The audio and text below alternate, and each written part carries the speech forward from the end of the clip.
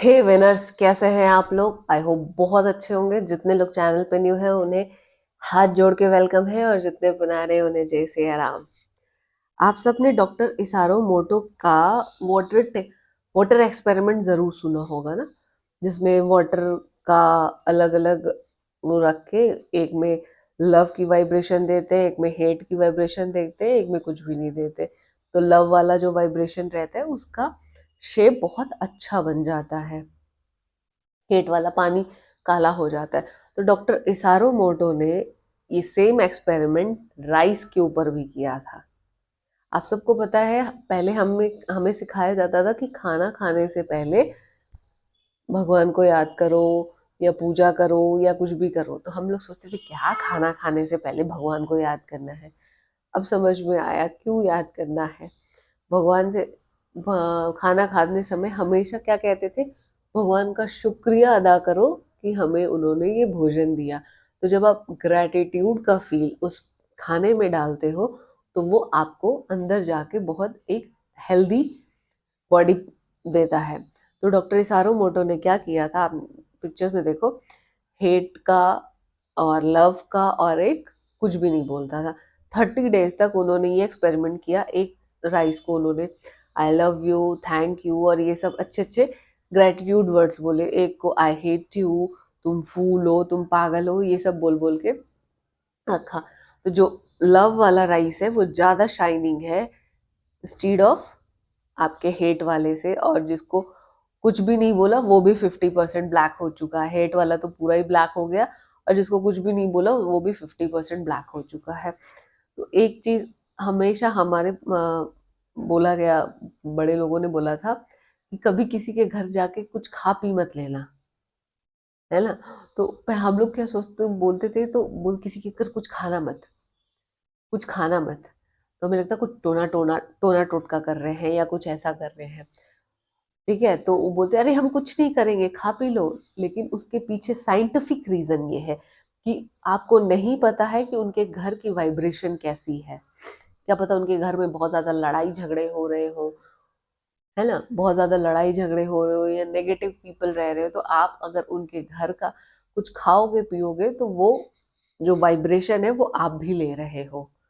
तो जो आपकी बॉडी के लिए भी हार्मफुल है, आपकी लाइफ के लिए भी हार्मफुल है। और जब आप आते हो तो कुछ ना कुछ गलत होता है। इसलिए पहले लोग कहते थे कि हमेशा जब भी खाना खाओ शुक्राना करो, भगवान का शुक्रिया अदा करो कि उन्होंने आपको खाना दिया है। तो शुक्रिया अदा क्यों करना है? ताकि अब वो खाना आपके अंदर जाए तो आपको और अच्छा हेल्थ बेनिफिट दे। दूसरा चीज, कभी किसी के घर जाओ और अगर आपको पता है कि उनके घर का एनवायरमेंट नेगेटिव है तो आप उनके घर कुछ खाओ पियो मत। ऐसा कुछ भी नहीं बोल रही हूँ मैं कि टोना टोटका है या कुछ भी ऐसा। उसके पीछे साइंटिफिक रीजन आज ये जान लो क्यों ऐसा है। या उनको भी समझाओ कि भाई थोड़ा सा, क्योंकि वो जो लड़ाई झगड़े कर रहे हैं ना, उसका इफेक्ट उनके घर के खाने में भी आ रहा है। और वो साइकिल चलती जा रही है, वो साइकिल चलती जा रही है। तो उस साइकिल को तोड़ना बहुत जरूरी है। ठीक है, तो आज का क्लास यहीं पे है, इसी पे है कि जो ये वर्ड्स होते हैं ना, वर्ड्स की पावर बहुत ज्यादा होती है। डॉक्टर इसारू मोटो ने ये प्रूव कर दिया है, वाटर में भी और फूड में भी। बहुत से लोग हमेशा कहते हैं मैं बीमार नहीं पड़ना चाहती। तो क्या कर रहे हैं? बीमार, बीमार नेगेटिव वर्ड है उसको उठा रहे हैं।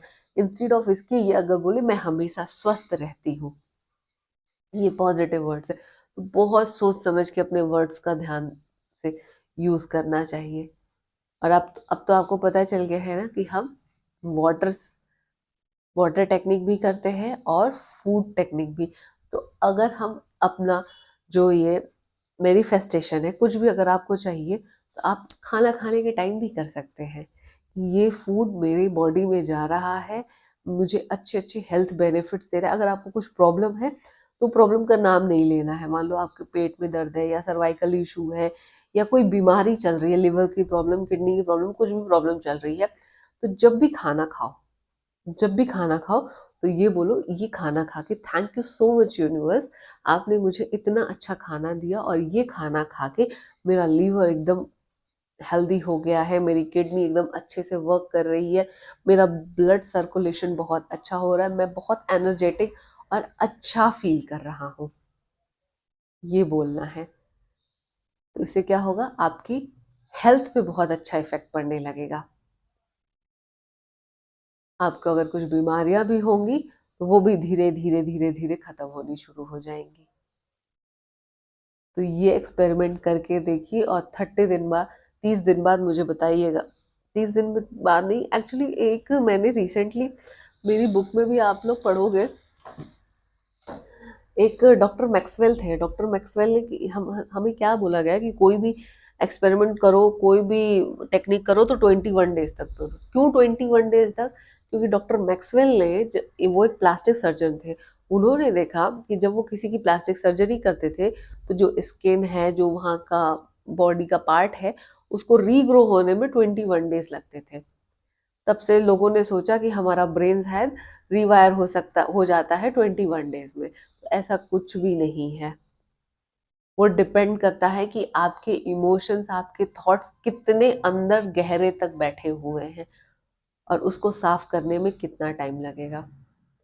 तो अगर आपकी बीमारियां बड़ी होती हैं, इमोशन ज्यादा अंदर गहरे तक बैठे होते हैं, तो आपको एफर्ट्स थोड़ा ज्यादा मारना होता है।